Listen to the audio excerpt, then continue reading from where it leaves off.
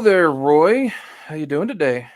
I'm doing good. I almost got the same outfit I had on for the intro way back when that picture was taken. And no, I did not color coordinate because the Cowboys got thrashed by the Broncos. I'm not wearing their colors just for that reason. But I will say they do look pretty smooth. That blue and orange has always been one I've been a fan of. And even though I'm Mhm. repping my blog of the boys cap right here, I was not really repping the Cowboys watching that shit last night. My Well, God. it was a travesty. We'll talk about it. We'll get to sports, but I got a little story for you. Ooh, I Very like story relevant time. today. My oldest daughter, who's 18 now, was about 10 years ago. So it was about 8, 9, maybe. Softball game. I was waiting You for a had to softball game appreciate to how I start. just let that pass. You had to appreciate how I just let that pass without. It's your daughter, after all. I've never met her, Yes, by the way, for those that are wondering. yes. I don't know where she is. She's not here. I woke Uh up from a oh. nap. She's gone. I don't know where she is She's an out. adult. That's how it starts. She was young.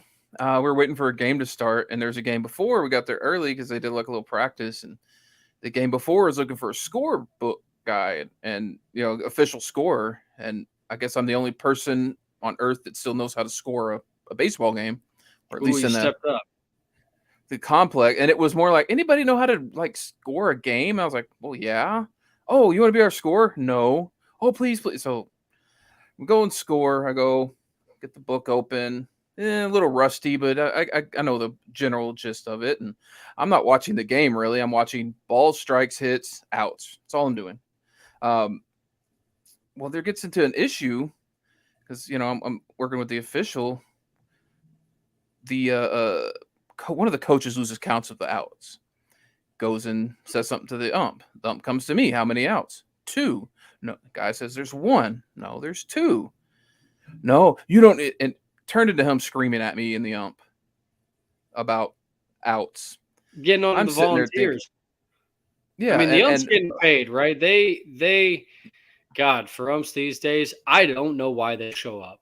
I really don't. oh The no, When I go play like recreational soccer for our men's 30 and over league, and even I will like yell at them, but I always make it a point at the end of the game to be like, hey, thanks for coming out because it's hot as balls out here and you do not have to subject yourself to this type of bullshit. yeah. Well, and I think there's a little bit of gamesmanship that's expected. There's a Sure. line certainly, and I think the umps are get involved, and the ump and I both knew two outs. This guy was getting irate. I was at the point like, I'm done with this. Like, I have no reason to keep doing this, and like I'm gonna walk away if he doesn't leave. And So is your he daughter walks away. witnessing you having to like get screamed at and yelled at? I don't know. They were doing a little practice, so she wasn't there. But there are dozens of kids there. I'm Okay. sure this was the father of somebody on his team uh, that he was coaching, and nothing escalated beyond that. I don't care. He was a little guy. I could have, crumpled him like a piece of paper and tossed him in the trash. Um, but that's not always what happens, and that's a story poignant. And I wanted to bring this up right now is in Lancaster, we just had a shooting yesterday over an argument of during a football game, a 9 and under football game. Yeah, someone was shot and killed, a coach on the field in front of children. And have you heard who the suspect is? Man, I can't. So let me just like how I even have heard of this story. The only reason I know this even happened is because I saw my buddy Jesse Holly tweet Yep. about how he saw a video of someone here locally in Dallas who killed another individual at a football game. I didn't know Yep. where, didn't know the context, hadn't seen the video. I then was on brobible.com earlier today. Like I just like to get my kicks every now and then. And I Right. saw that Aqib Talib's brother, Aqib Talib, who was Yes. just announced as a member of the Thursday night football booth, who will be joining the Oh wow. Thursday night pregame show, and his brother was accused. And you saying that, like, that's my guess. It has to be Aqib Yeah. Talib's brother. Yeah. And I didn't even click the story. I didn't read the story. That's wow, dude. I can't believe. Allegedly shot the coach of a 9-year-old's football team over what?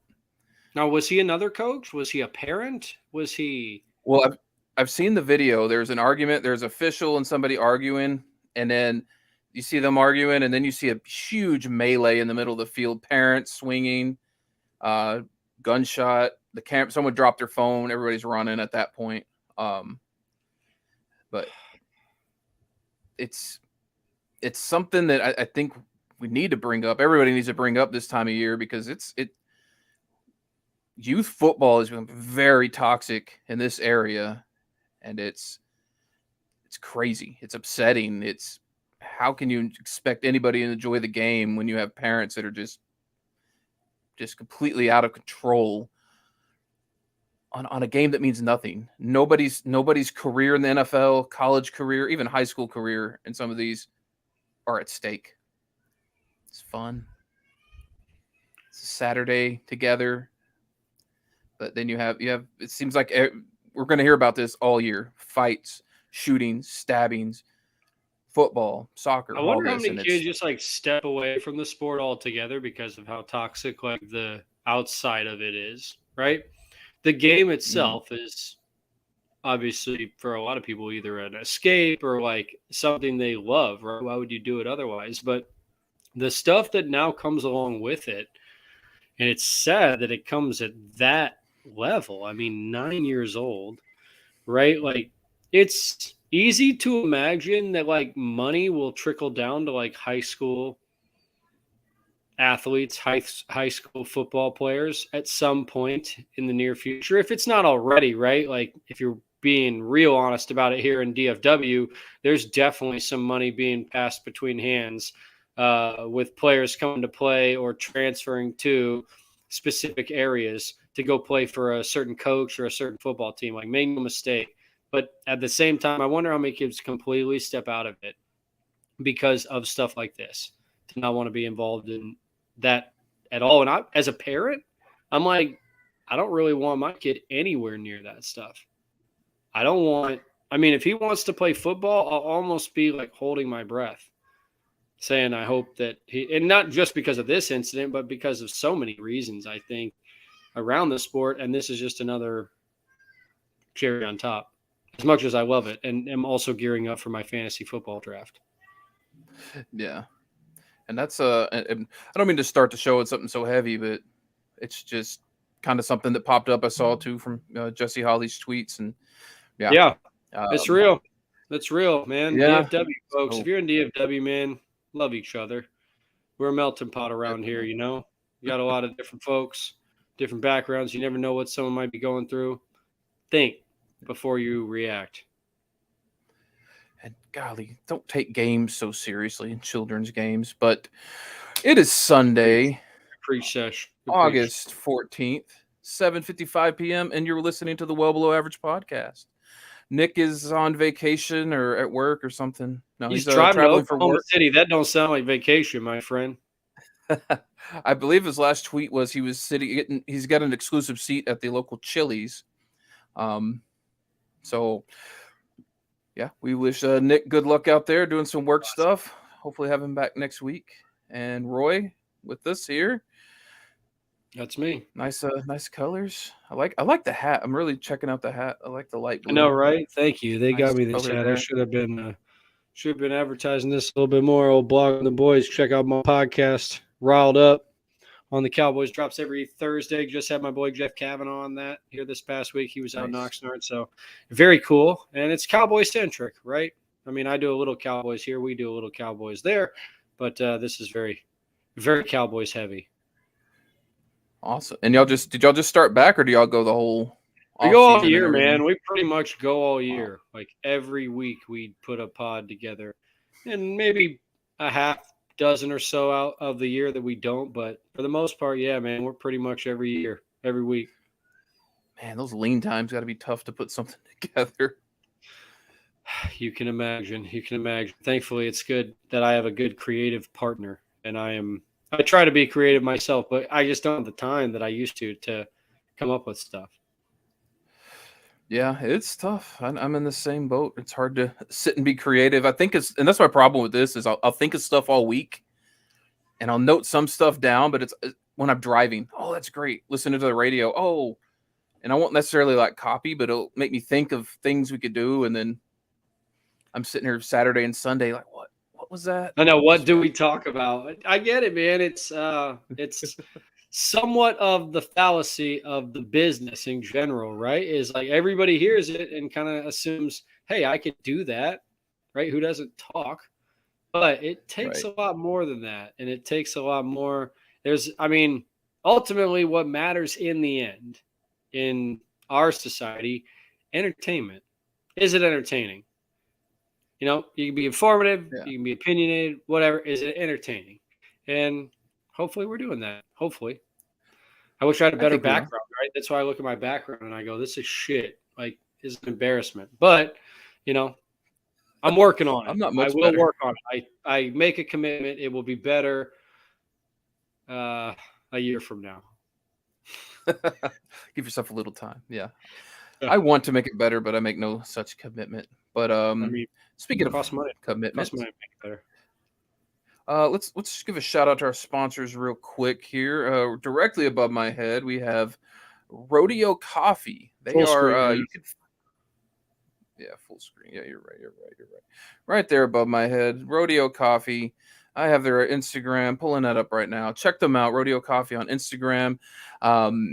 I don't think they're selling much online, but if you're out in West Fort Worth area, Walsh Ranch neighborhood, give them give them a try.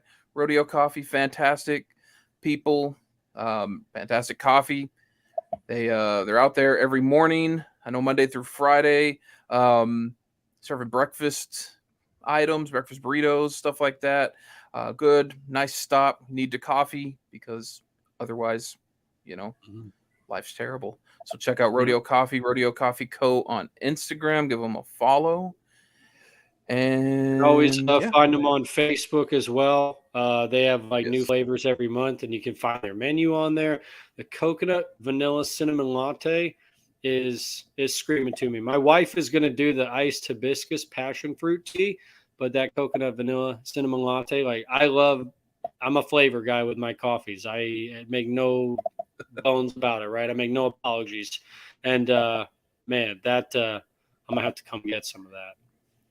Yeah, I'm not so flavor guy. I'm black. I like my coffee flavored. But they have the Colombian. I don't want it to taste like coffee. If it tastes like coffee, get it the hell out of here. That sucks. I like my coffee like I like my women, bitter and murky. Come on. If you can name the movie that I'm stealing that from, I will be in awe of you. I have no idea, but as a kid, I always would Nick at Night, and I remember there was a show, I think, and I might be wrong, I think it was the Jeffersons, though, where one of the women was always like, I like my men like I like my coffee, hot but like it strong. Yeah, I wouldn't say that. But yeah, check them out, Rodeo Coffee. Next sponsor is, I look at the screen, and it's like, oh, it's over here. But anyway.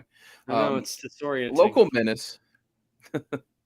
Local Menace is a Dallas-based streetwear, artist-owned apparel company hell-bent on destroying your wardrobe. They have great designs, coming out with great designs all the time. Follow them on Instagram, all the socials, I believe. Local Menace. Use the code. I'll just put it down right here. 25% off. That's a huge chunk off your order.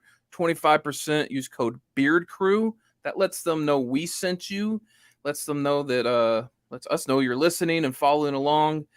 Check it out. Awesome apparel. I got this shirt here. I know Nick's got a shirt. We got to get Roy some merch here one of these days. But yeah, localmenace.com. Check it out.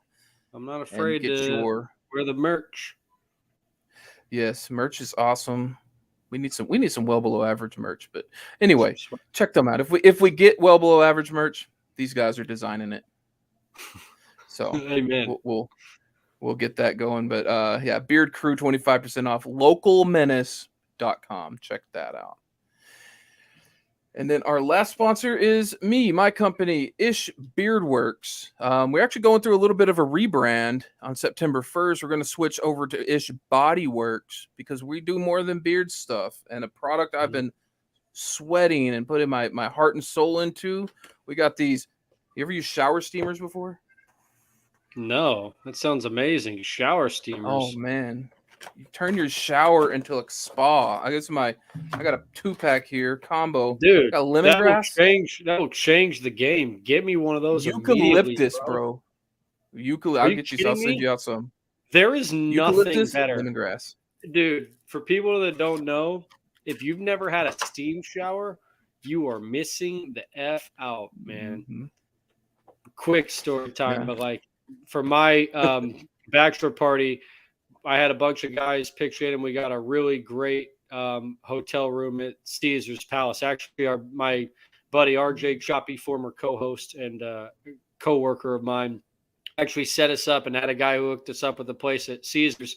And there was enough room for all of us in there, but that wasn't really the point. It was a nice, sweet corner suite. But the most amazing feature of it, dude, was the shower that had like a steam thing that you could just turn on at a button. So the best experience I had, right? Have you ever jumped into, well, best, showering experience I've ever had. Have you ever jumped into a cold, like ice cold water, and then you jump into a hot tub, right? And you get that tingly feeling around you. You get that kind of blanket of coolness, but you're like also very warm. That's what you could do, right? You like turn the steam on extra hot so you're sweating, but then you're hitting yourself with ice cold water because you're basically now like kind of sweating your ass off and you want to be cooled off, right? It's almost that like rainforest type of feeling where you're like, man, I'm just so hot. I would love to get, ice cold soaked. And that is, dude, great product. I can't wait to see that. Yes. So check us out. Our website is still Ish Beard Works. It'll always work, but check out Brawny. That's all our shower products are called. Brawny shower steamers, body washes, and beer soap. So check that out. Use code LOVE, LOVE, for 10% off at ishbeardworks.com, and we'll let you know about all the branding changes as that comes up. Not just for the hair on your face anymore. Just no, hair all we got it all. Us monkeys with the hair all over our bodies.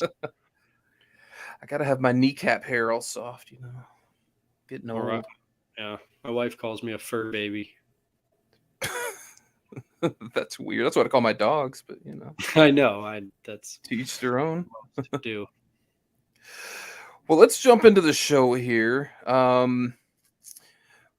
do things a little different. We do the news segment. I got really one big news story I want to talk about, but we're gonna do some quick hitters because we've been, One big news story, huh?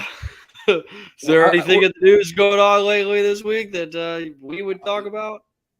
So much, but for the sake of time and all that, we're gonna do some quick hitters, some stuff we've missed. We took a week off last week, so it's been 2 weeks.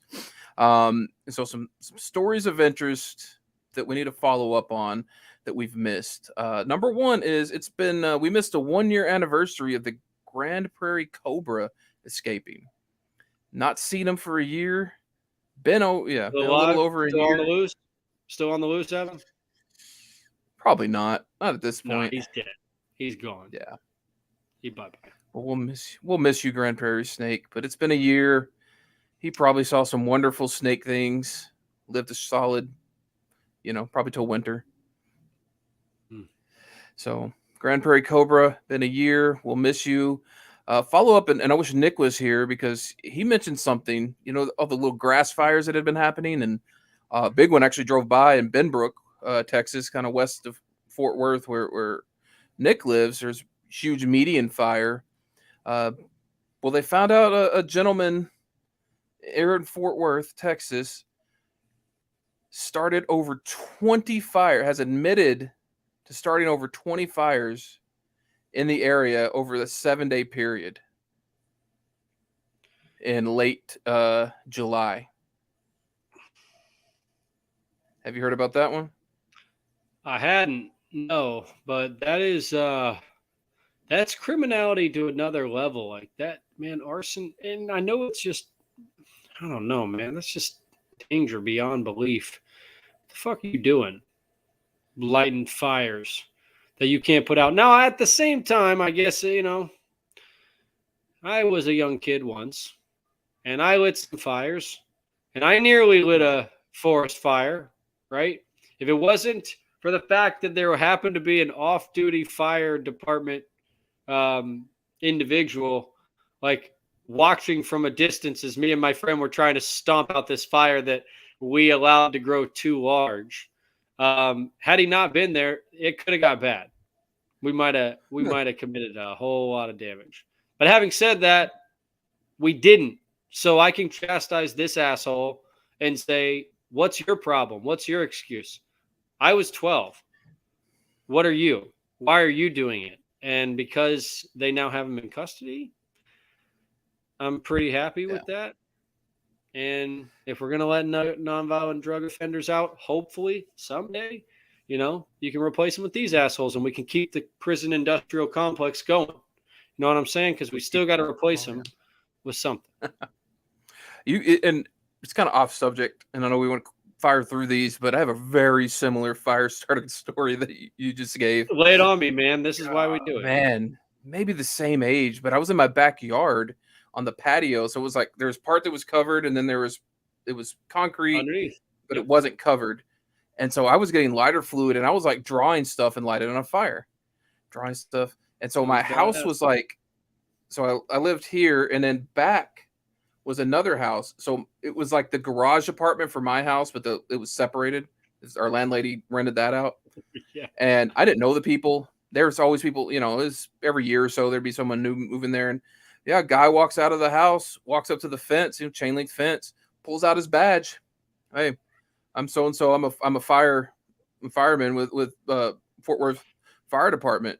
What are you doing? I like matches in my hand, and I have lighter fluid. Like, what you're doing is illegal, and you're gonna burn down your effing house. He just started yelling at me. I'm like, oh, I'm so sorry. I put that up. He just like, put that up right now. I don't want to see it again. Like, I didn't walk back in, and I was so terrified. But yeah, I didn't know we had a fireman living in the garage apartment behind my house. Yeah, it's controlled burns, right? Like I was doing controlled burns. And I might use some like pine needles to like make a big smokestack or something like that. But I always had control. Okay. Yeah, right. This guy, obviously ill intent. And he was, it's 20 counts of arson, 32-year-old man. He looked like a Unabomber. Actually kind of looked like me with longer hair. 32 years old. Beard. He's not a spring chicken. He's not 12. No. And then last little story we missed that we want to talk about, and it's going to kind of segue into our main story. Beto O'Rourke, hopefully the next governor of Texas. He had a little overcussing moment at a political rally, which I thought was really funny. Did you hit a motherfucker with a motherfucker? I know. And well deserved. Someone laughing at the Uvalde shooting. So yeah, my own reaction to that was actually the embarrassment I felt when NPR tweeted out some tweet to the effect of like, citizens really want their politicians to be civil and rise above. And that's why, even though Beto was defending such and such, this comes across as somewhat undesirable within the political spectrum. And I'm sitting here like, are you kidding me? I've been waiting for someone to give it back to these people. Put it right back in their face, right? Go on the aggressive. It's funny. They recently tried to do something with Biden where they tried to make him like, Crazy Joe, and they were using stuff from The Boys, like lighting his eyes up, red and stuff like that, trying to make him look hokey. And finally, the Democrats and the messaging of whatever social media, platform kind of puts these things together, like finally just decided to embrace it and was like, yeah, that is the Joe Biden. And guess what? Like he just passed this bill, like right in your faces. And just, I know that's not the discourse that like we're all hopeful for, but the reality is that discourse is dead. If you want to try to play in that sandcastle and be all gentle and kind and nice and play nice, like they're going to walk all over you. Beto is in an incredible uphill battle just based on the fact that the GOP is in control of the gerrymandering of the state and also in control of the counting of the election ballots. Like, let's not pretend that something won't probably come up as a result of that. Hell, did you see the story in a local town where Trump carried the county by 59%, right? It was Trump County. All the election officials in the county resigned due to threats, death threats, physical threats, and otherwise. And this is Trump country. They're ousting their own county folks, their county voters. And now it's like, how are you expecting those votes to get counted? You certainly want your votes to be counted because we all know where they're going. It's going to make for a very unique fall. Yes. And speaking of Trump, nice segue into our main story here. Trump, what was your reaction? I mean, I didn't get your, I'm giving all my reactions and shit. I get it. But what was your reaction to Beto? Like, we obviously have opinions about what we think of Beto versus Abbott. And I don't think that should be, I think that should be a popular Texas opinion. I don't know anybody that is supporting of Governor Abbott other than individuals on social media it's so funny when, whenever they claim one side is doing it, that they're doing it too. There are obviously paid individuals that are being paid by Greg Abbott and his campaign to be at these places. And I think this is one of them. I think like this person that was laughing at Beto, that he hit with a MFer, I think they were a paid operative by Greg Abbott and his group. But this is I don't really care that he said that. I think it was almost the appropriate response, but I have more of an observation, and you're kind of what you're saying is look at the whole just demeanor of everybody. Beto's speaking. There are people with Abbott signs. There are people that are against him. And yeah, he yelled at one and they laughed at a tragedy. But look at how those people are treated in the Beto event versus how Democrats are treated at Republican events. Drug out of there, hit, attacked. That's what stood out to me is you have these supporters for Beto being civil, listening, allowing these people, opponents to be there because that's what it's supposed to be, right? We have political differences. We should be able to sit in the same room and discuss them civilly. But when the other side, especially that kind of MAGA alt-right, when you have a liberal, heck, even their so-called rhinos in there, they physically assault them or very aggressively insult them. And that's what really stood out to me was the difference in the type of people you're getting from these sides. And I'm supportive of Beto to take over for Abbott in Texas. I think I don't know what he's doing. He's appeasing to a dying dynasty in Trump or something. But he's been in power for so long, right? And so many people have come to Texas with the idea that, by and large, right? Like, we live in the big city, Dallas, Houston, San Antonio, Austin, right? But the swaths of Texas that exist out there of small town, rural, isolated, right? They're ripe for a certain type of messaging that exists. Yep. It's 50 years ago in a lot of places in Texas. Which now is a great transition to our next story, because is there anything he could actually do, Adam? Is there something he could do that would have his base turn on him?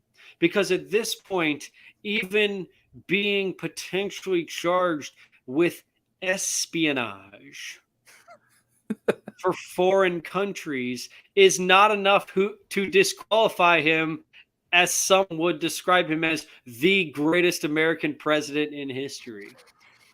That Like, Oh, is there anything truly, I know it's not no. shocking to you or I that they still stand by and defend him. And it shouldn't be shocking for anybody paying attention because these are people that stand to lose quite a bit if Trump loses everything. The Kevin McCarthy's of the world, the Mitch McConnell's of the world, the Rand Pauls of the world that I believe are being funded by Russian by Russian operatives, and even in Ukraine, the Ukraine media has released like a list of people who they believe are Russian operatives and Russian sympathizers. Rand Paul's on that list. And like a Oh, slew wow. of senators that were on that list, and Rand Paul's on that list as one who Well, Ukraine. Josh Hawley, definitely.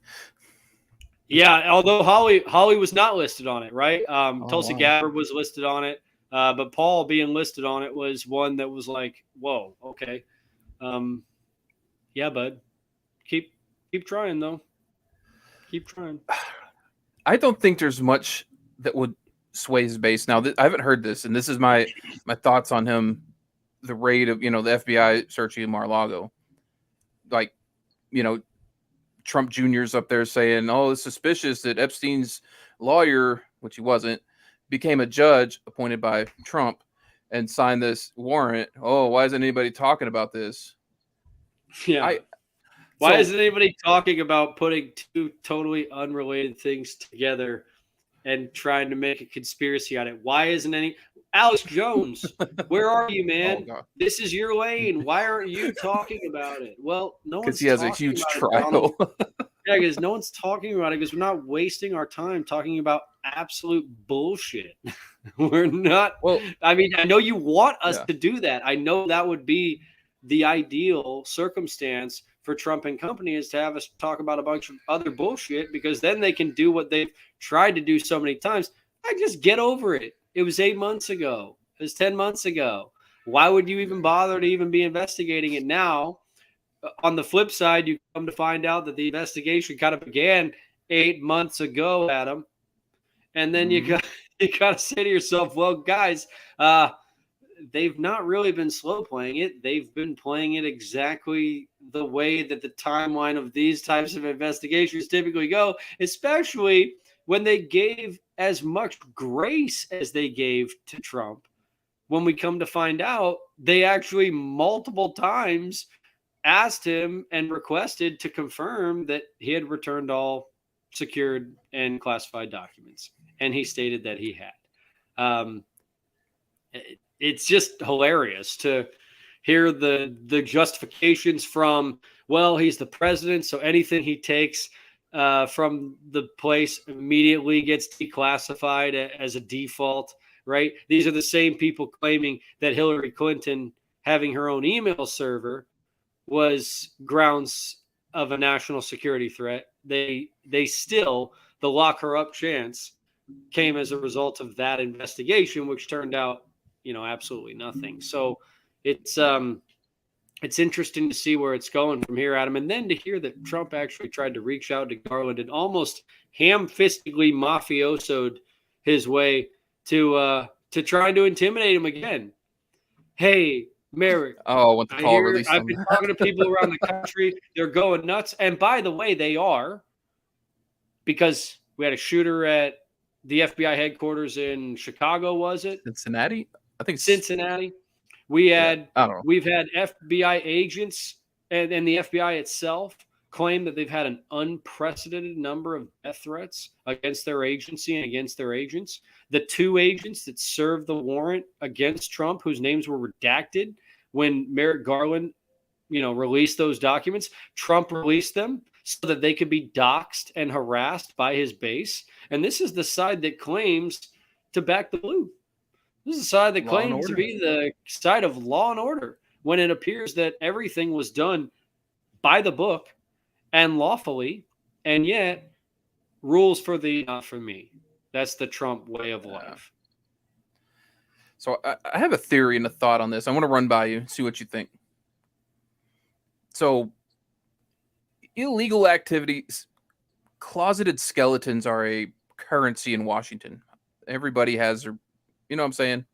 I think there's a Yeah. perpetual stalemate in Washington of all these people doing shady crap. And so I don't think for 1 second this goes through, the raid on a former president. Divorce Trump from it. A former Oh, you don't think president. it'll pass? You don't think it'll hold up? No, well, no. I'm not going there. I don't think the raid happens, the warrant gets signed, the investigation Oh, gets this far without the blessing of the rhinos. I think there's a division within the Republican Party, the not MAGA Republicans, we'll call them Bush era, Republicans, because a lot of those guys voiced disdain for Trump, and that I think there is a push. There might be a push to get the MAGA out of the Republican Party, because I just can't imagine you could do this to a former president without powerful keep dreaming, bro. people on both sides giving it the blessing. Keep dreaming, man. If you think this Really? is the end, I mean, I'm sure there are some powerful people that are okay with it. I mean, there are, you know, the Adam Kissingers of the world and Liz Cheney's of the world that are like full throated, been on board with this from the jump. Yeah.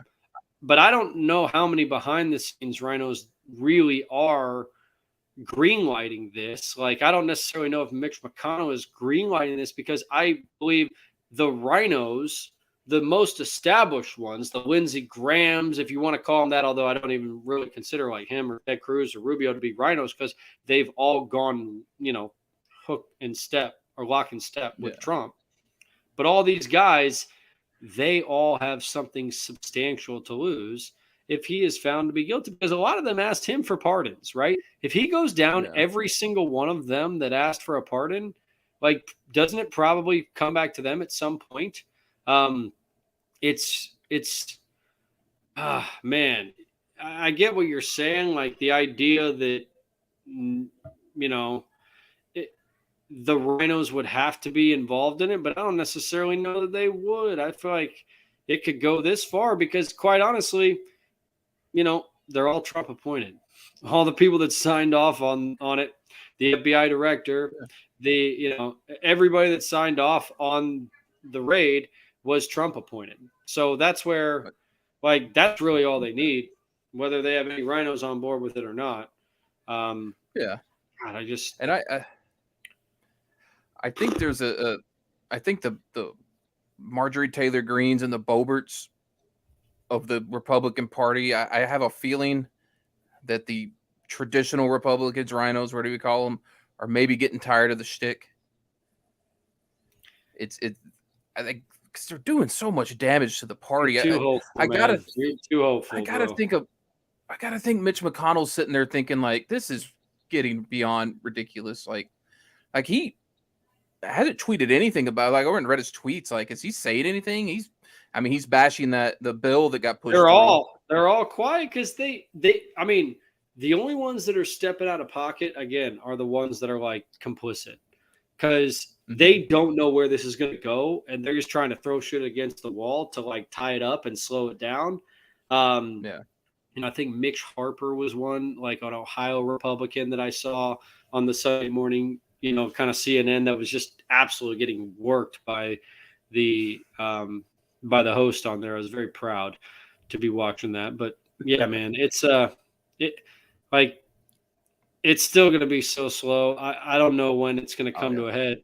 It'll be fascinating though if it continues into like the fall and into November, because then the Republicans are going to claim that it's like during an election season, right? But I would almost argue at this point, with the time length of an investigation like this, it would have been impossible to do this at some point not within an election cycle, because this is a 2-year investigation type of thing. There's elections every year, man. Like 2 years for representatives, 6 years for senators. There's all kinds of, and it's because anytime anything happens, it happened during election cycle. Well, it's elections every year for all kinds of crap. Seriously such a lame excuse. Yeah. My fear is, though, and I'll express my fear and see if you share this or agree. I think especially with the MAGA, the alt-right, whatever you want to call them, they see this as the FBI being weaponized against them by Merrick Garland, by Yeah, that's the Biden. But bullshit they're claiming, but it's not being weaponized against them if they're not committing fucking crimes. yeah, It's not being I don't weaponized disagree. against you if you're not potentially committing crimes. Do Have you take evidence of a classified crime. documents out of a place where they're supposed to be held classified? Yes or no? If the answer is yes, and you claim, I don't remember when I took them, you might have committed a crime in these United States. So don't do shit like that. And you don't have to worry about the FBI being weaponized against you. It's Yeah. so hilarious, like how quickly they will turn on all the law enforcement agencies that they claim to espouse and support. Defunding the police. Right. Is the FBI the police? Yeah, they want to defund the FBI I now. think they are. Is the CIA the police? I think they are. Homeland They can't operate Security? in America. Yeah, like what the so yeah, it's crazy. But my fear is that if any MAGA Republican, any Trump Republican gets into, heaven forbid, the presidency again, I fear that it's going to be a tit for tat. It's going to be, they will use the FBI. Oh, it will be. That's why we can't. That's the thing, right? We're in a place now where like you can't let them back in ever, honestly. No. And at some point they will get back in, and that's what's kind of sad, right? Well, that's where my logic comes from when I think, well, maybe there's Republicans that want those guys out of the party, because I can't imagine there's not people that have that same fear, but they may not care. I don't think politicians think like normal people. I think they're just. No, it's self-preservation, man. You stay on board as a politician, you get lifetime benefits, you get to raise your own, you get to choose your own salary every couple of years. You vote on a salary increase for yourself. Gun manufacturers and Ted Cruz $2 million a year for your entire life and never have to worry about it. So it's like at a certain point, it becomes, hey, if I lose this election, if I don't preserve this, I've got to go find a real fucking job. I'm not going to do that. Yeah, so I'm going to risk everything, potentially like do nefarious things to make sure that I'm still in this position, keeping this job. Yeah. Fucking suck. So Trumpy got, and I love just the irony and the last thing, and obviously you could give your comments, but I love how he pled the fifth in a deposition about it recently. And I love how people bring up the dozen rallies where he talked about pleading the fifth is for guilty people plead the fifth. Mobsters plead the fifth. It's like, God, I love it. Love it. Yeah. So much.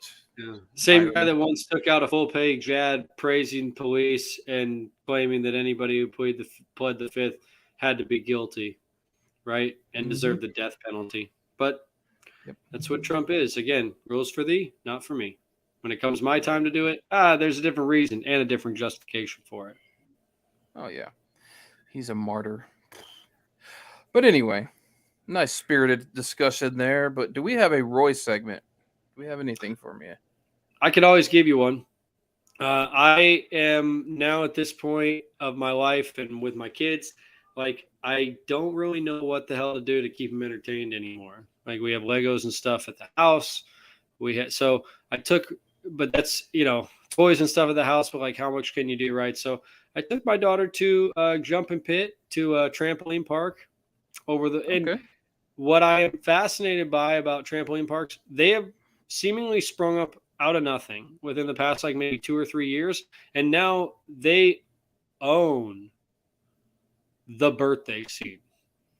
The kid's birthday, like I can't imagine how much money these places make. And basically all they've done is buy an old warehouse or an old like department store that couldn't make it right. I hope they got a good deal on the lease. I would have to think they would have, because whoever was in there was like, gosh, I had this client for 20 years, right? This department store, and now they're no longer there. So they're eager to get somebody in, and it's a really low cost thing. I'm like looking at the business model and I'm going, should I create a trampoline park somewhere?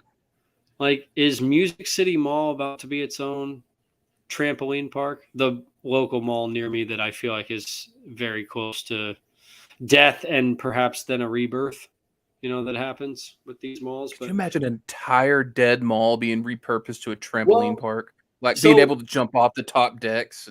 yeah, like I know I started this talking about the trampoline park, but what I really think of when I think of that type of thing is like how we're going to recreate all these spaces that have long been things like department stores and we now no longer need them, right? Are we going to convert these into housing? Is there a world? See, the perfect thing that I think for a mall would be a VR simulator that tunes in with the space in the mall that you're in, right? Imagine what Mhm. you could do with a corner of the mall that had a department store with multiple escalators on the inside of it, right? Mhm. Different areas with where changing rooms are and all these things that, and perhaps my mind is like going way too stoner here for people that like but this is where I kind of go and say, what could this be if not just going to be like demolished and destroyed? What could we use these spaces for? Maybe ultimately it'll all wind up being housing and stuff, but I don't know. I just so the trampoline park got me thinking about that. Had a great time with my daughter, blast. But you know, if you could turn a mall into something, the VR thing I think is just so perfect because have you ever been in a VR simulator like a um Mm-mm. so they have Uh, they have one where you got the sticks and you hit the things that fly at you. yeah, kind of like that. Okay, Yes, something like that. the furthest I've gone is probably maybe like a room. It was like a small warehouse room, Mhm. big enough that but you felt like you were walking across like a platform, or you were walking out onto a ledge, or you were up on top of a huge building. You were just on a flat ground, right? It was just a flat room, but Yeah, standing up. Yeah, it was you have the a VR head the main goggles event. on, Yeah. makes you feel that way. So I don't know. I what are these malls going to be? Like I said, I don't know what this fun segment. I guess I should have had a better plan, and I'm sorry that I didn't. But Hey, I'm thinking about that space, what the hell it could be used for, and I wish I had a good business model, but I don't. I want to buy a school, an old school, because I would like purpose like part of it is my house and then the rest for my business. Yeah, I think that would well, be kind of cool. that'd be great. But schools usually get like demolished if they're no longer in use. Unfortunately, not a Yeah. public sale type of thing. Yeah, I mean, there's a few. It just depends, but yeah. But a mall, yeah, and I've Amazon because me and my wife actually talked about this not too long ago, and Amazon has been snapping up a lot of old malls and converting them to distribution centers. But I believe that. I think I like that worse. Like, I don't want Amazon to get bigger. I Of know, course, then right? I like getting my stuff the next day or that day. I'm at odds with it, Don't you we know. all? Our life is at So odds.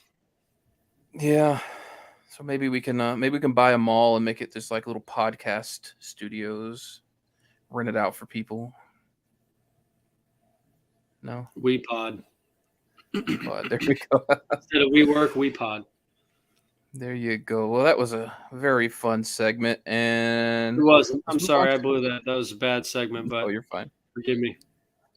Oh, you've done great. TV time. So I've seen two movies, well, more than that, but two that jump out at me since the last time we spoke. One of which being Bullet Train, the new Brad Pitt vehicle Oh, on a really? That train. already came Yes. out. Yeah. Theater Last movie? week. Theater movie. Good, solid popcorn flick. 100%. Um, about the same kind of humor, action. I put it on par with like Deadpool, maybe Deadpool 2, as far as just what it is. It's kind of a fast paced, Brad Pitt's just running his mouth, quips back and forth. It's not a kids movie, but man, I thought it was pretty solid. Weird Snack to take Tree? my what's that? Do you compare it to like Snatch? Remember Snatch? Pit and I Snatch? remember Snatch. I don't remember it enough to compare it. It's a Um, lot of quippy dialogue. You know yeah, that Ryan Reynoldsy. You know, yeah. just fast paced, quippy. Who else And, do I think of? Judd Apatow, like hmm type of movie. You know, just a lot of Yeah. quips. But I'm also guessing since this has kind of like a um, Asian persuasion to it. It has some kind of Asian either theme or like filmmaking aspect to it that makes it extra gory or Crouching Tiger, Hidden Dragon Z. Is that what I'm thinking here? Probably Crouching Tigers and Hidden Uh, Dragon Z, huh? Floating around and shit.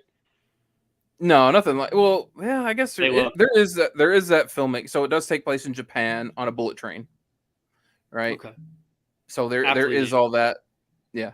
So, um, it's very gory, but that's why I put it kind of like with Deadpool. It's kind of like way over the top gore that it's comical to a sense. In a sense. Does that make sense? Yes. Yep. Um, Hmm. a lot of quippy, a lot of quick remark, a lot of here. There's flashbacks back and forth, and Brad Pitt is just his engaging self the whole time. Um, Longer than I thought, and it kind of bogs down in the third act. It kind of slows down, but all in all, B plus movie. You got time? You and Okay. your wife want to go out and grab something? It's I never have action time to packed. go see movies, but I love the suggestion. Yeah, that'd be There, great. yeah. Well, when it comes out on streaming, There you go. check it out. I don't want to give And the too many kids are spoilers for it, but um, this next movie, Netflix movie, I will give some spoilers. So, spoiler warnings for Jamie Foxx's Day Shift. Have you seen that on Netflix? vampire Yep. assassins. Something he and Basi- someone that also is It's funny to me. Franco, not James Franco, his little James brother. Franco? No, his little Oh, brother. His little, I forget his name. okay. Franco, Yeah, I know. other I Franco. know who you're Yeah, talking about. I know he's been in a couple of other things too. yeah. Him. Snoop Dogg's in it. Uh, that's the main three. It is the campiest, cheesiest, just most ridiculous Oh, movie, but it is entertaining. It is, okay. it's the grizzled veteran vampire hunter. He's kind of he plays by his own rules. He's been kicked out of the vampire killing union. There's a vampire killing union that has a really strict set of rules, and they're all bureaucrats, and he doesn't like bureaucrats. This is Jamie Foxx, and um, yeah, he wants to. It's full of every dumb movie trope you could think of. He's got to get one last big job in, or All his right. Now, is family's this gonna one of those move. movies though where they know that they're doing that and they play off of that, or they don't really they don't really ever acknowledge that they're doing that, and therefore it makes them seem stupider, right? It makes the I, movie seem dumber because they're not acknowledging to you that they know that they're being campy. I think they know, right? Okay. The movie does not take They're aware. itself seriously at Okay, all. it's aware. All right. Yeah, That's yeah, key. yeah. That's key. It's That makes all the difference for those types of movies. yeah. No, it doesn't break the fourth wall. At the very end, Snoop Dogg's in it. Snoop Dogg is terrible, but I Can't act. loved his part. Oh my god, he is atrocious. He's a black cowboy vampire hunter. That's what drives a big dually truck. He's never been able to act, man. He's never been But able to it's act. Like, they gave him his chance in Old School, and he was bad. I yeah. mean, he was barely in it, right? Could have been hilarious. Not funny. He's Snoop Dogg. He's Snoop Dogg, and I think that's part of the movie that makes you think, okay, they know what they are because You can't script he him. is. Yeah, he acts like Snoop Dogg. They dress him up in cowboy stuff, make him drive a big truck, but he's smoking weed the whole time. Good. Classic. Yeah, Snoop Dogg. It's got a bunch of funny liners in it, over the top gory deaths. Plot is wholly like Swiss cheese. It's just, but it's a good stop down. Definitely recommend you and your wife if she's into that type of thing. It is pretty gory. But It's essentially he's trying to Is make your money. wife into that type of thing? Yeah, I think she got mad at me for watching it without her. Oh my god. No, my wife gets mad at me for watching like 90 Day Fiance without her, which I never do. I just use that as I'm about one to say, example of things she likes. I would never watch that without her because what a waste of goddamn time that would be for me. right? You don't have to worry about that very much. But I no, can't solid. admit I also have to admit that like I have watched it because it's on the TV and we're in the room together. Yeah, yeah. So with this movie, this is why I liked it, because I find like if I watch movies at the house, I'll be on my phone a lot. I don't think I was really on my phone the whole time, so that was like it kept my interest from start to finish. Now a lot of it was like this is really stupid, and I took some of my gummies, my special gummies, so that helps. Uh, you know, solid. Need a sponsor for that. Yes, we do. And hey, I know somebody. There you go, get him to sponsor us. There we go. Yeah, Need to. get him We'll do a whole show just a legitimate guy to sponsor us. Shoot, I mean, if it was legal, I'd have to right here. Hey man. But yeah, that's all I got on TV. You got anything? Anything new you're watching? Better Call Saul, man. Better Call Saul season finale is coming this week. The series or season? Okay. Series finale is coming. And it's tied together well, bro. It's tied together well. I just so happened to be watching and rewatching Breaking Bad as the final couple episodes were coming together. And consequently, I had only recently, within the past 2 weeks, gotten to the episode where they meet Saul for the first time. And then, of course, Jesse and Walt have their interaction with them that bonds them together. And I won't spoil the show, but I will say that it was nearly impossible for them to ever consider doing Better Call Saul without at some point bringing Walt and Jesse back into the picture. So you have that to look forward to, as we always knew we would. Right? If you ever paid attention to the show, you always knew at some point they would have to connect these two pieces together. But I think that the way they've done it up to this point, can't wait for the finale, man. But it's a slow burn. It may not, I guess Vince Gilligan isn't necessarily for everybody, but I'm the type that like has always appreciated what he did in Breaking Bad. The methodology, like how methodical he is, how just clearly well thought out he is in his writing. He kind of perfected that I'm going to give you the answer television show. I'm giving you the answer. I'm telling you what the end game is going to be, and you're going to have no idea how it gets there until the moment that I want you to, right? Homie's playing Jeopardy. He gives us the answer. We just got to figure out the question, right? Yes, but that's just it. Like, and he continues that, I think, into perfection as the series is wound down.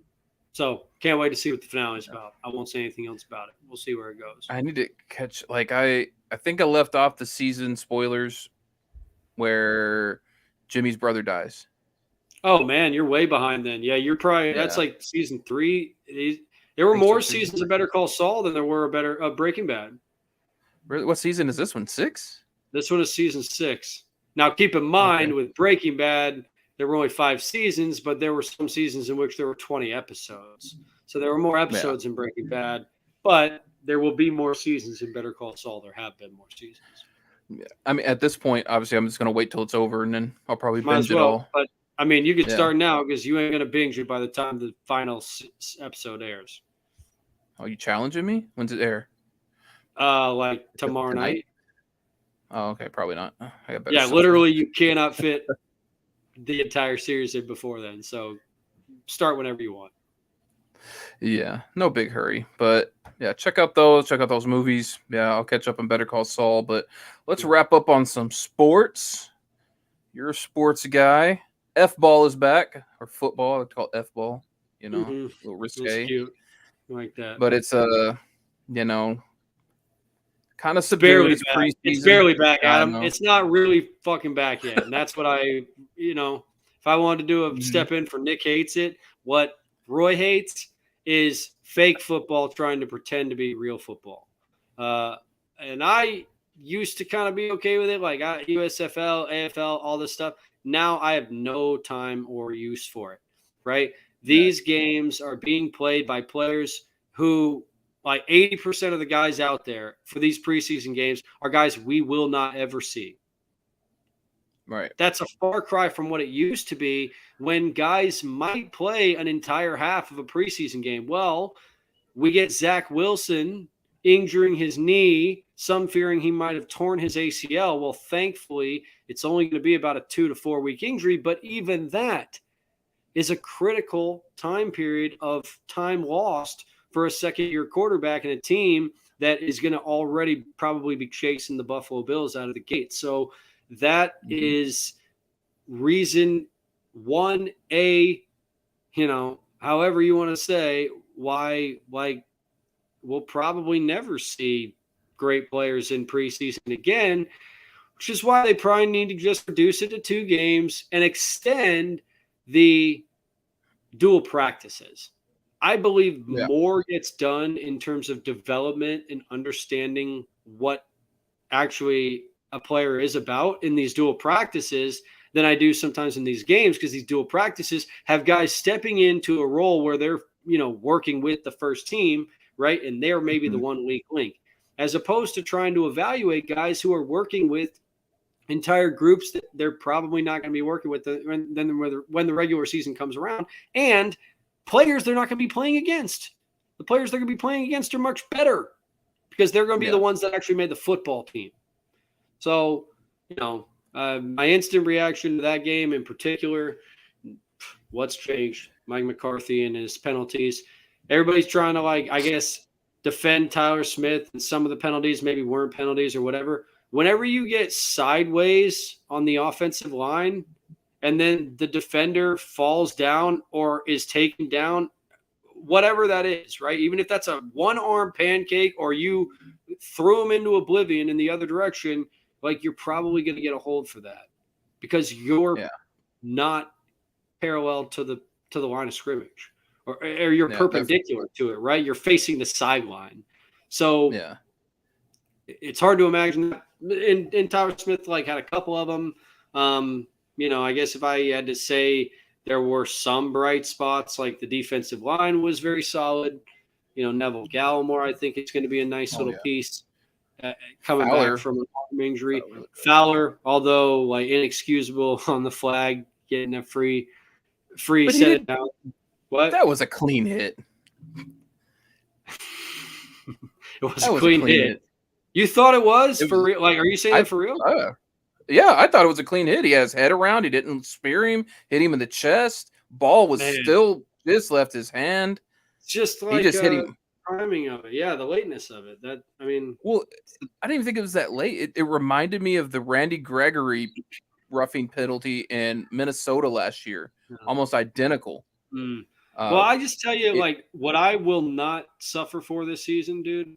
I don't want to. I don't want to hear the fan base whining about referees again and again and again. Like, yeah. already started. I don't want to hear that mess. Other teams have to deal with these same referees. The team you're playing that week has to deal with that same effing ref. Yeah. So, like, stop with that mess.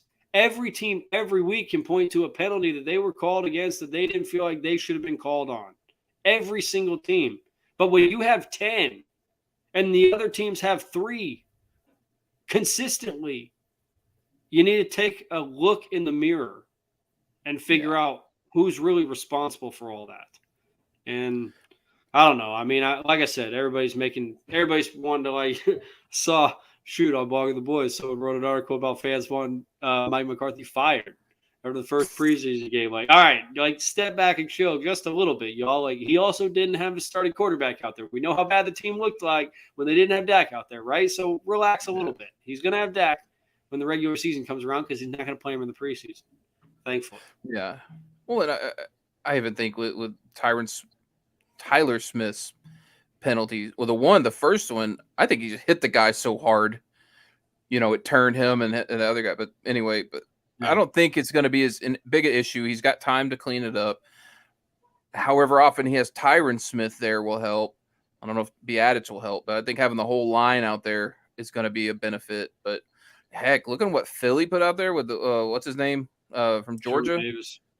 Davis, yeah. Man, we need Tyron Smith to be able to handle him.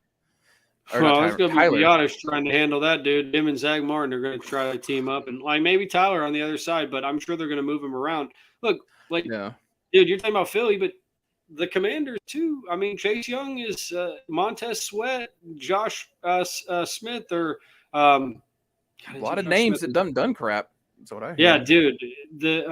Josh Allen. Josh Allen on the outside. Like, they have weapons too to come after the quarterback, so you're gonna have to be solid in that area. Doesn't really look like the Cowboys are, but again, like I'm really almost not gonna make any judgments about the preseason. Other than that, like the penalty stuff, like there's no excuse for having that many penalties in the preseason. Like I don't want to harp on that again because I said I don't want to hear teams all complain about penalties. I'm complaining about penalties that why are we still having them to this degree? Mm-hmm. Yeah. Yeah. I don't know. And that's a head coach. And I've always believed penalties are the head coaches. That's squarely on the coach. So let's hope he figures it out because he hasn't since the San Francisco game. He ain't got much time till the season starts. But until they count, it doesn't count, right? Amen. Well said. So, any thoughts on Watson coming back looking like poop in the Browns? Pun intended. I mean, funny. I read today that a full season suspension for him is virtually a slam dunk. The biggest thing that struck me was the very canned interview and fake apology that he offered. This poor female reporter is being tasked to ask him questions about this circumstance and not, pretend to not have her own opinions about it. And it just felt very disingenuous and gross. And I was happy to see him suck. Makes them hate it. Like every stadium they go to around the country, they're going to get booed incessantly. And the most hilarious thing is, if they suck this year, they're not going to benefit from that one iota.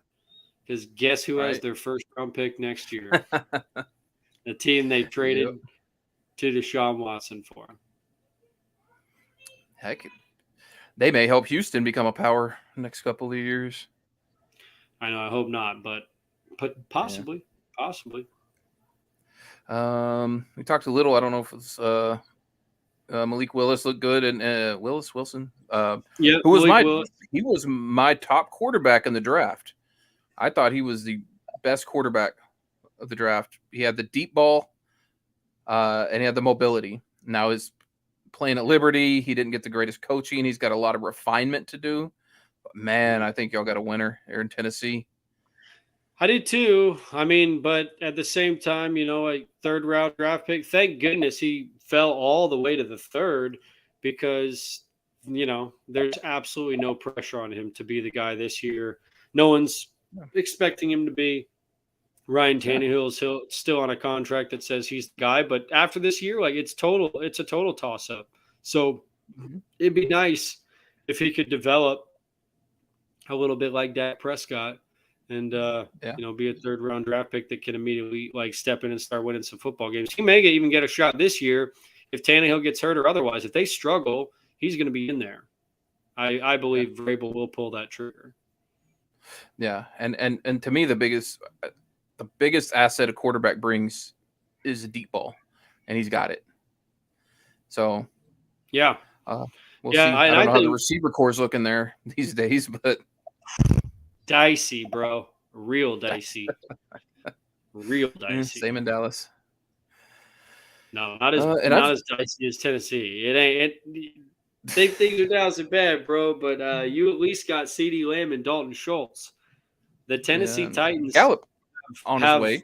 Robert Woods coming off of an ACL tear. Right? That's their number one wide receiver. Dang. thought there was somebody. Their second best Julio wide Jones and receiver. hopefully gone. Their second best wide receiver is a player they took in the first round in Traylon Burks out of TCU, who I has like kind of struggled. him. Yeah, he's out of Arkansas. Arkansas. Yeah, Yeah. he struggled a little bit, to be honest with you. Mhm. He hasn't looked all that. He hasn't looked really like a player that belongs yet. Nice. Okay. But hopefully that comes very soon. I mean, again, though, it's like, who are they going to rely on to move the football? At least they had A.J. Brown to do that through some part of the year last year. But, the offensive line isn't as good, and Derrick Henry can't do it alone.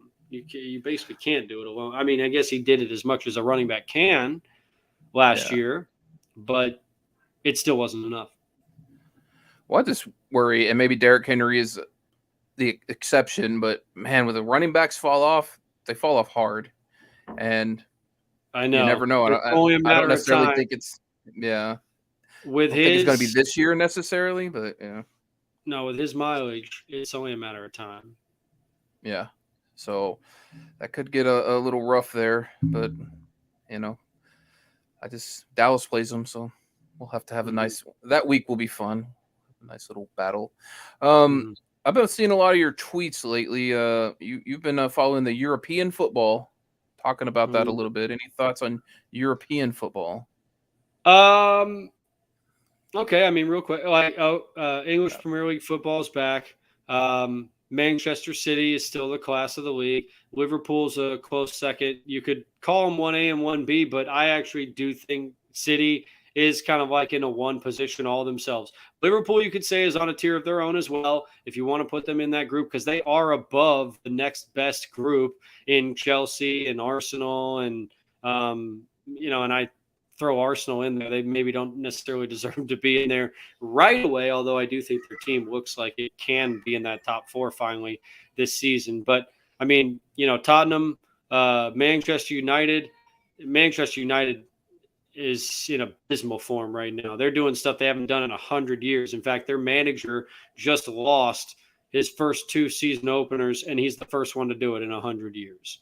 Wow. They were down 4-0 to Brentford in the first half, and that's the first time any team had been up 4-0. Exactly. You shrug your shoulders because no one knows who the hell Brentford FC is. That's the first time any Premier League side has been up 4-0 against Manchester United in the first half. Brentford only won their first Premier League game a season ago in their club's history. They won their first Premier League game on August 11th of 2021. They beat Man United 4-0 by being up 4-0 at half on August 11th of 2022. So what's happened to Man United has been like an unbelievable fall from grace. You could say it's the worst in Europe if it wasn't for Barcelona. And what's going on with Barcelona in the Spanish league is that they have absolutely no real money, but what they have is a namesake. And so they're able to borrow money on futures. But in doing that, they are paying exorbitant sums. And if they don't win games this season and win trophies, there's a decent chance that the club could fall into dissolution. It's not going to get dissolved completely, but it may get parted off, sold, and could fall out of being the Barcelona that, quite honestly, for my 34 years of life, I've always known to be the class of, the Spanish league. I guess I could go around German league and Italian league and all that stuff, but I'll skip all that and just say, ultimately, man, what really matters is the World Cup coming this fall. 100 days, 99 days now, something like that. Yeah, the World Cup is less than 100 days away. The first time it'll ever be played in the winter. I mean, granted, as political as I am, do I have mixed feelings about it because of all the stuff that's happening in Qatar? Is this a perfect example of sports washing, like we talked about Live Golf doing? Fuck yes, it is. Right? This is oil money. This is Saudi Arabian money. Qatar, they had no business winning this bid. They should have never won this bid. But they won the bid, and I've been to and it'll Qatar. It's really beautiful.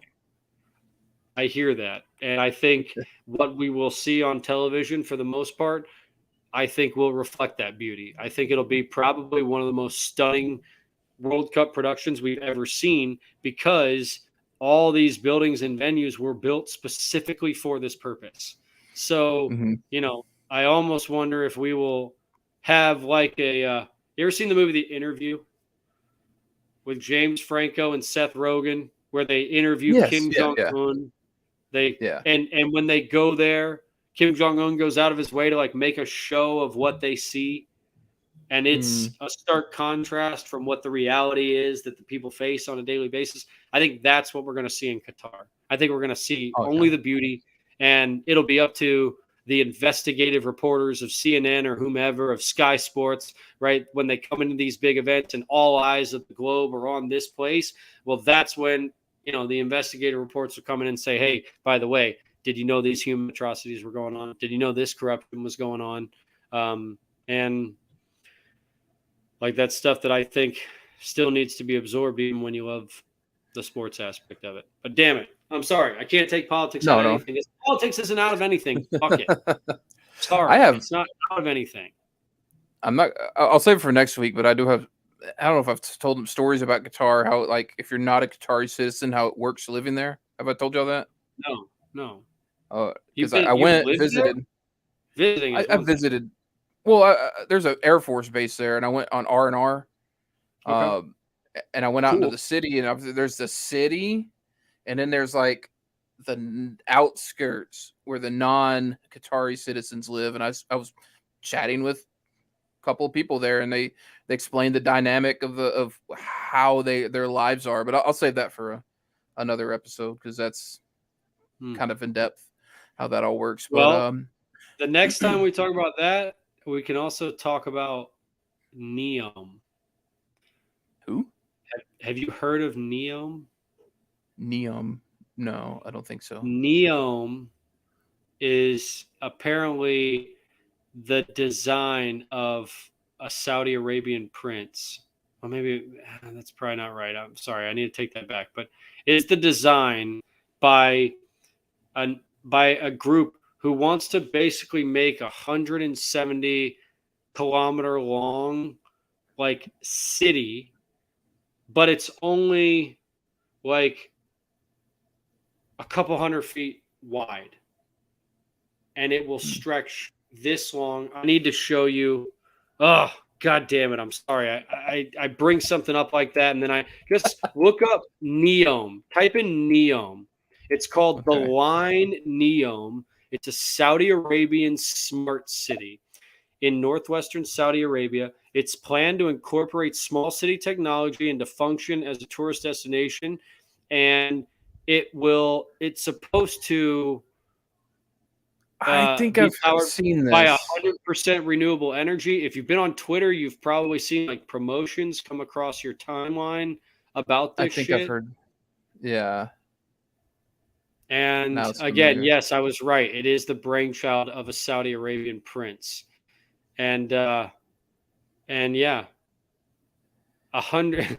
And according to Slate magazine, it says Neom is 100 miles of real estate cliches. Yeah, because they haven't really actually built it yet, but they announced that they would in 2017. Okay, yeah, I've heard a little bit about this, not enough to. But yeah, we need to talk about that. That'd be interesting. They come up with some crazy stuff over there. With how they Crazy, do right? everything. Yeah, that's interesting. Yeah, we talk about that, and we have some baseball stuff. We could skip it till next time because we're Please. running a little I don't know long why you keep putting that on already. the run sheet. Like we're gonna talk fucking baseball. The Hey, way things are going. dude, the young guys are playing well. I'm loving Shut the the fuck pitching. up, Adam. Obviously, come on, God damn it, we Duran. play that. I Duran is mean, playing well. okay. Heim, Who? come on. Who? Jonah Heim Yeah, name all these guys. playing well. 2 years from now, half of them aren't even going to be on the team. The way this team fucking operates, right? Like this is how we do it. I don't like We your go, attitude. yeah. Well, forgive me, but a season, like 2 seasons ago, it was IKF. oh, look at Isaiah Kanafalefa. He's really fucking killing it. He's going to be a long-term piece. A year later, gone, right? Oh, Nate Lowe. Nate Lowe's really coming around. Nate Lowe's going to be a long-term piece. Fucking Nate Lowe. He's got a 750 OPS. He's hitting well. Named Nathaniel, and all of a sudden, no. I mean, I don't mean to be dumping on Nate Lowe, but the IKF thing was like a real thing, right? Like Jonah Heim, I mean, yes, he's a nice little story. Like, will he be the long-term answer here? Well, we've had enough catchers come through here that like kind of never have been the guy. So forgive me if I'm not getting my hopes up, right? I believe in Simeon. I believe in Seager. I believe in Adolis. I believe in Leotis, although Tavares has struggled here recently. He started out way hot out of the gate, like white hot, and he has not been as hot here recently. But like the same problems exist, man. And the reality is in baseball now, it's not just good enough to be like just above 500. The best teams in baseball right now are like 30 games above 500 with 40 games to play. It's kind of absurd. So the gap is so far for me and for the Rangers that I just like, I'm just tired of the fucking, here come the young kids again. Here comes the farm again. Like, wake me up when the farm gets here. Wake me up. Because the Rangers have lived off of that type of advertisement. And quite frankly, like for being in a top 5 market, they're lucky that they're able to like get by with what they accomplished and have accomplished throughout their history without people like raising a stink about it as they maybe should. Well, it's because it's a Cowboys area. Yeah, it's Cowboys country. You know, it's everything else is icing on the cake when they're good. I get it. Everything else is icing, no doubt. But like, I just still feel like they're lucky sometimes when they like don't spend, when they don't, we're not one of the highest payrolls in baseball. They claim one of the reasons they weren't spending was because the ballpark wasn't filling out because they built a stadium without a roof on it. Well, now they got the roof on it, right? So, and the stadium is being filled out substantially more, right? Like, I will say credit to them and pie to the face of the pundits who said like, yeah, well, when they put a roof on the field, people won't care because it'll still be bad baseball. Well, no, like way more people have gone out to their games because there's a roof on the field. So, and if you need proof that like roofs matter, talk to anybody who went to the Dallas Zoo this weekend. I had a friend go to the Dallas Zoo and I was like, oh man, it must have been crazy packed. He was like, no, there was no one there. It was dead. He was like, we were exhausted from walking around all day. It was miserable. And I'm like, yeah, exhausted from the walk from the car to the ticket. Yeah, people don't want to go to an event that's outside in this weather. Don't. Yeah, I sat in one yesterday for 4 hours. Yeah. I was out for longer than that. But anyway, let's wrap it here. We can argue Rangers any other time. Thank you, Roy. Thanks, man. Check out our sponsors. Thanks to the sponsors. Thanks for everybody that watched live or on the replay. Follow us at Well Below Average on the social medias. And we're here. Hold on, I got a thing. There you go. Twitter. Interact with us. Let us know what you think, what we can improve. If you got any suggestions. And until we see you, stay above average.